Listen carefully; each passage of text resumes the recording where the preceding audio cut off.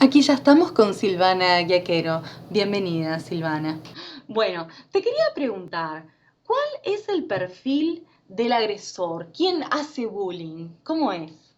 ¿Quién hace bullying? En realidad, el chico que hostiga a otro es un chico que necesita el poder, le gustan las relaciones de dominación, llamar la atención, ser el centro.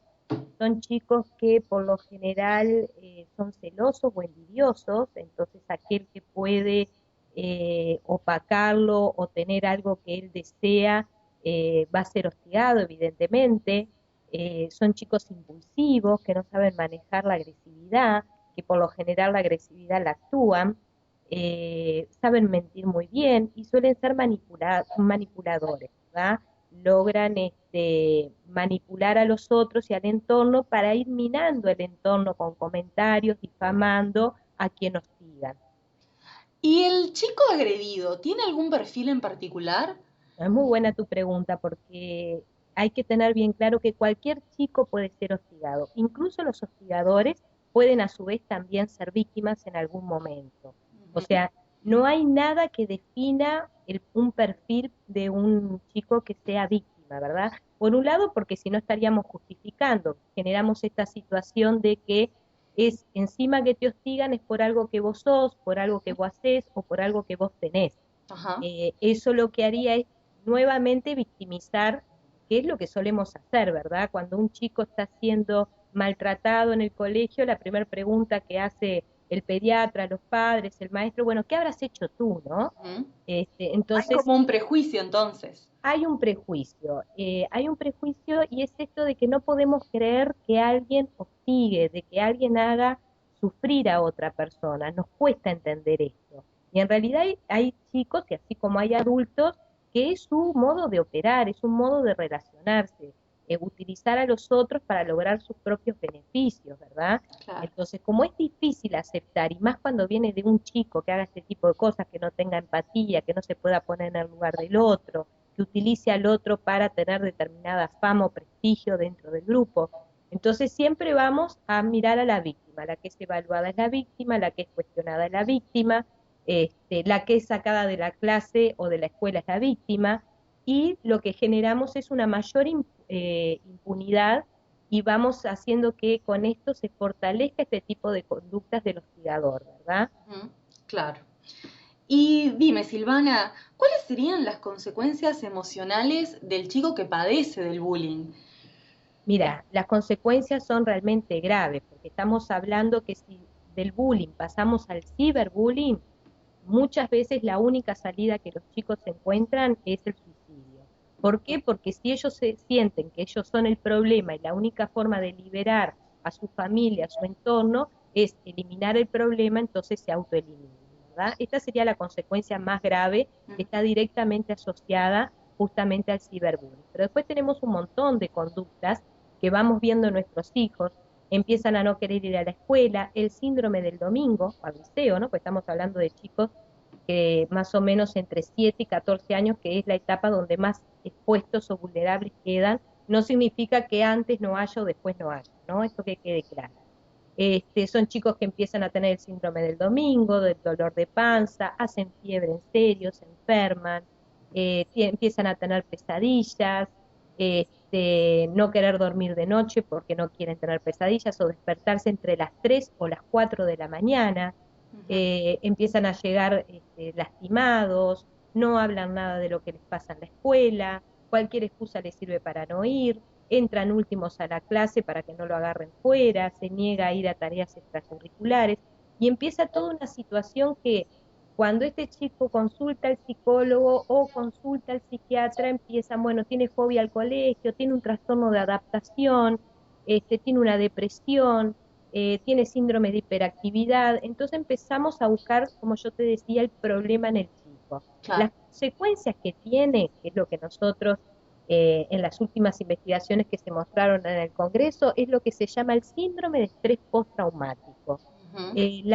que se va cronificando si no se atiende, ¿verdad? El síndrome de estrés postraumático es lo que sufren las personas que están expuestas a situaciones muy traumáticas, una catástrofe, un accidente, la pérdida abrupta de un ser querido, una situación de robo, el abuso sexual, una violación. Entonces, lo que esto genera es no una patología, es un daño a nivel psíquico. Entonces, acá no hay una medicación, no es que el chico desarrolle un trastorno de adaptación o una fobia o una depresión. Esto no se arregla con medicación. Y esto lo que hace es que a la larga, si no se cura, las personas ya nunca vuelven a dormir igual, van a sufrir de trastornos del sueño a lo largo de toda su vida. Incluso hay muchos adultos que pueden estar escuchando en este momento y decir, mirá, a mí me pasa eso. Trastornos de ansiedad, agorafobias. Hay un cambio en la estructura de la personalidad a raíz de este daño que se causa, que se cronifica y dura para el resto de la vida. ¿Qué es lo que genera a su vez también? Que esta persona va a quedar vulnerable a nuevas situaciones de violencia en otros ámbitos, ya sea con su pareja, ya sea en el barrio, ya sea después en el trabajo.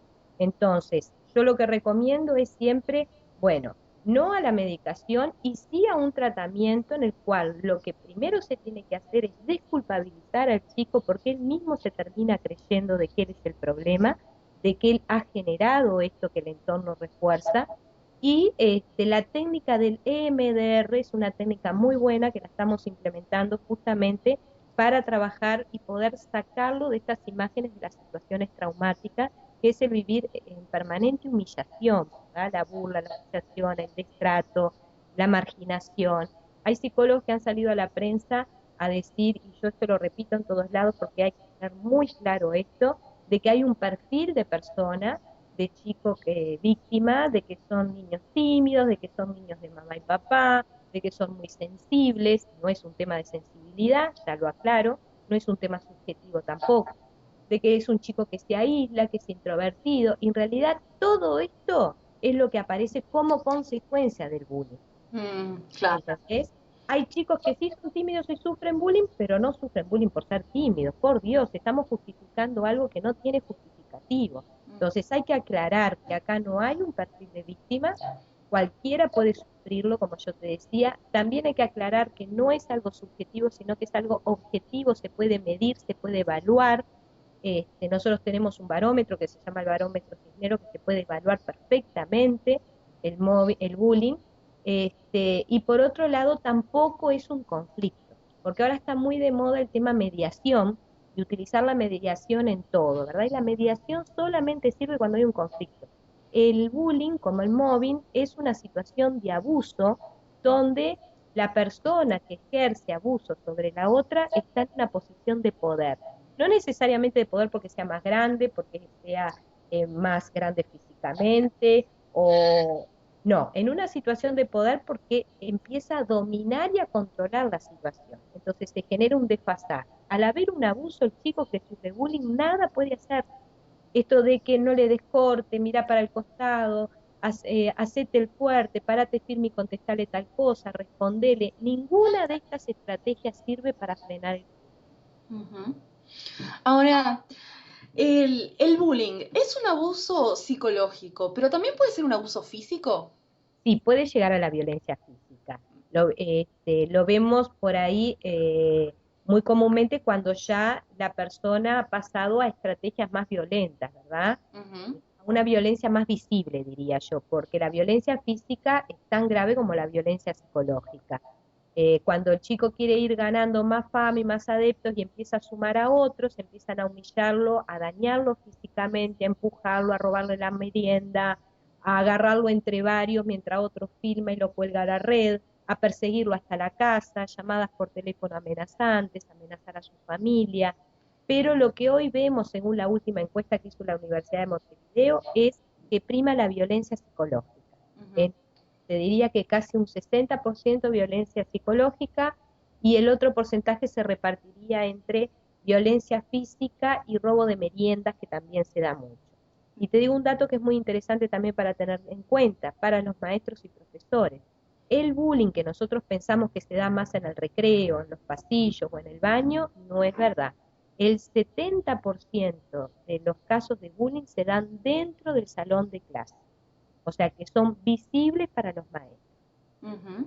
Ahora, si los padres se enteran que su hijo está siendo víctima de bullying, ¿cómo podrían ayudar al chico?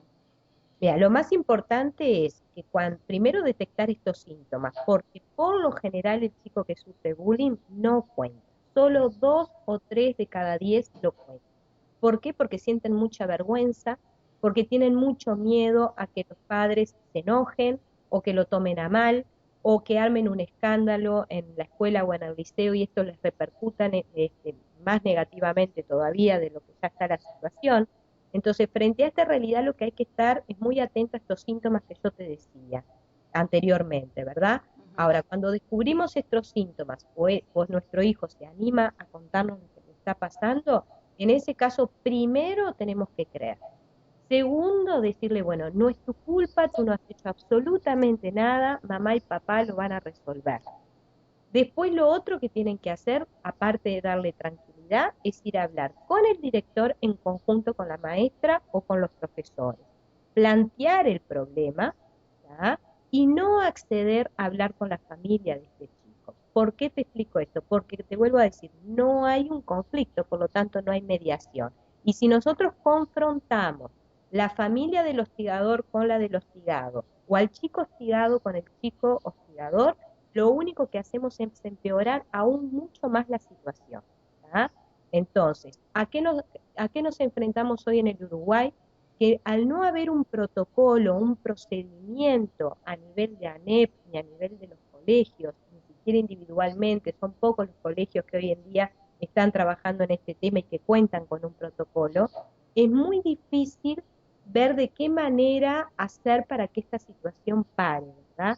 Sin que el chico se vea más afectado de lo que está.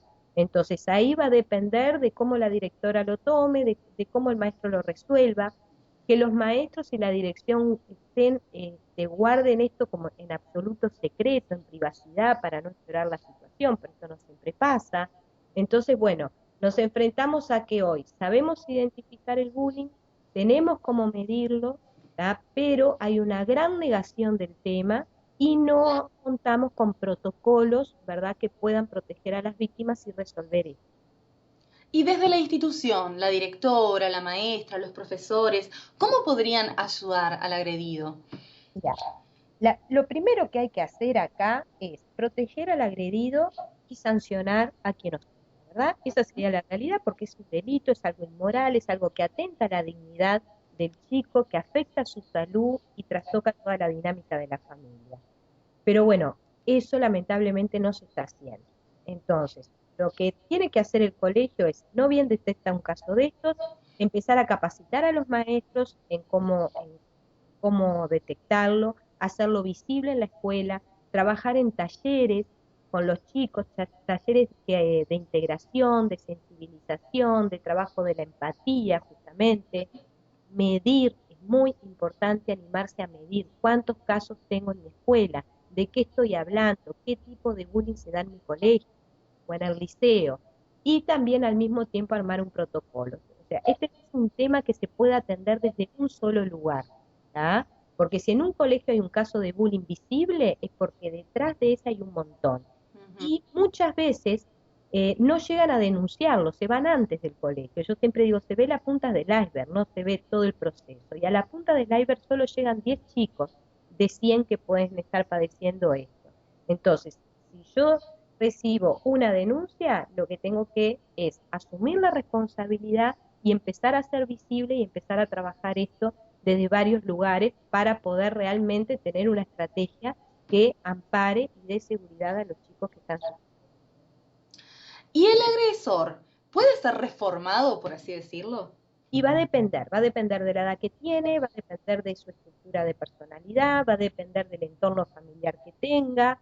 O sea, estamos hablando de personas, acá no tenemos un parámetro para decir, mira, este chico sí, este chico no. Sí sabemos que cuando la familia responde, asume que algo está pasando en su hijo, asume la suspensión, que tiene que ser castigado porque eso no está bien, y asume que este chico va a tener que trabajar en revertir algunos parámetros, que cuanto más chico es mejor, porque después cuando la estructura de personalidad se forma y estamos frente a una personalidad borderline, un chico psicopático, un chico con rasgos narcisistas, es muy difícil poder desarrollar la empatía, poder desarrollar la culpa, poder internalizar la norma, que acepte lo que está bien y lo que está mal y que lo respete. Entonces, cuanto antes podamos revertir esta situación, mejor. Ahora, lo que sí estamos viendo últimamente es que cada vez hay más chicos que desarrollan personalidades psicopáticas, manipuladores, porque bueno, en una sociedad narcisista donde el manipular para lograr el éxito, lo que se ve solamente el logro, el éxito, no cómo llegas a él, es, vemos que cada vez chicos para adaptarse más a esta sociedad responden mejor a este tipo de personalidad, ¿verdad? Entonces también estamos corriendo ese riesgo. Yo siempre digo, nos reímos del chico que ha sido estafado, que es burlado, y aplaudimos al chico que estafa o burla. Entonces nosotros también como adultos estamos reforzando y autorizando un tipo de conducta que no está bien en pos del éxito, ¿no? Ujú. Y para cerrar, ¿hay una manera de prevenir estos casos, Silvana? Sí, claro, la prevención empieza en casa Ujú. y continúa en la escuela, ¿verdad? Nosotros tenemos el ejemplo de un colegio, no sé si corresponde nombrarlo, en el que está trabajando muy bien en este tema, donde lo que hicieron justamente es primero medir y a partir de que midieron empezar a trabajar con los chicos involucrando a los padres, en talleres, en teatro. Entonces lo que se logra es cortar con el círculo de la violencia, lo que se logra es que si hay un chico que es hostigador, que siempre va a pasar, que va a haber chicos que van a tener este perfil y nosotros no le podemos cerrar la puerta del colegio, del liceo, ¿verdad? Pero lo que hacemos es neutralizarlo porque trabajamos con el resto. Primero, ponemos reglas claras. Los grupos que son caóticos a nivel educativo, cualquier grupo caótico, el cuidador se maneja muy bien. Y se genera este fenómeno del chivo expiatorio, ¿verdad? Donde la víctima termina siendo expulsada y termina siendo la que es el problema. Entonces el problema se fue, muerto el perro, muerta no hay más armas, entonces el grupo vuelve a restablecerse hasta que este chico hostigador empiece a buscar a otro. Por eso es muy importante que los grupos tengan reglas claras, límites claros, lo que se puede y no se puede hacer, lo que está prohibido, cómo va a ser sancionado. Al mismo tiempo, medir y trabajar con los chicos en cómo neutralizar este tipo de violencias. O sea, si yo veo que un compañero mío está humillando a otro, bueno, pararlo, no unirme a él, frenar esta situación, hablar esta situación, hacerla visible, porque si yo la paro en la primera etapa, no logro esto que se va formando como una bola de nieve, donde después el chico se tiene que terminar de ir de la institución porque ya no hay vuelta atrás y va a ir deambulando de una institución en la otra sin realmente haberse él curado, ¿no? Ujú. Y actualmente en Uruguay, ¿cuántos colegios más o menos, no sé si sabes, están trabajando con talleres, están interesados en esta temática? ¿Hay algún porcentaje? Mira, porcentaje no hay. Sí tengo conocimiento seguro de que hay 4. Bien. Ujú. Dos, para que tengas una idea. Hay intentos de hacer algo en muchos colegios, pero ya te digo, es un tema muy clandestino, es un Ujú. tema que se vive con mucho miedo, es un tema que se prefiere dejar en la invisibilidad, Ujú. y hay como un pacto de silencio, ¿verdad? Y como que, bueno, en mi escuela hay pocos, hay 2 o 3, y yo digo, eso es lo que se ve. Sabemos que dentro del proceso escolar muchos chicos dejan los estudios por bullying, ¿verdad? Sobre todo en lo que es del liceo. Y se da tanto en los colegios privados como en los colegios públicos. Acá no es un tema de dinero, acá es un tema que atraviesa toda la sociedad, porque bueno, de hecho la sociedad de por sí está muy violenta, ¿no? Claro. Bueno, Silvana, un placer tenerte. Muchísimas gracias por esta información. Es un tema muy interesante que realmente vemos que afecta mucho a los chicos y son quienes terminan desprotegidos. Así que ojalá que más colegios digamos, se pongan las pilas y empecemos a trabajar con más delicadeza este tema que es tan importante. Exacto. Bueno, Silvana, nos despedimos. Hasta la Bueno, próxima y muchas gracias por haber participado nuevamente aquí del Club de los Optimistas. muchas gracias, Mariana. Muchas gracias por difundir este tema que, como bien tú decís, en la medida que cuanto más lo hablemos, más visible se hace y más conciencia hay que ir tomando tanto los padres como los centros educativos para empezar a medir y hacer talleres sobre bullying. Ujú. Nos despedimos, bueno, vamos a la pausa y enseguida volvemos con más El Club de los Optimistas.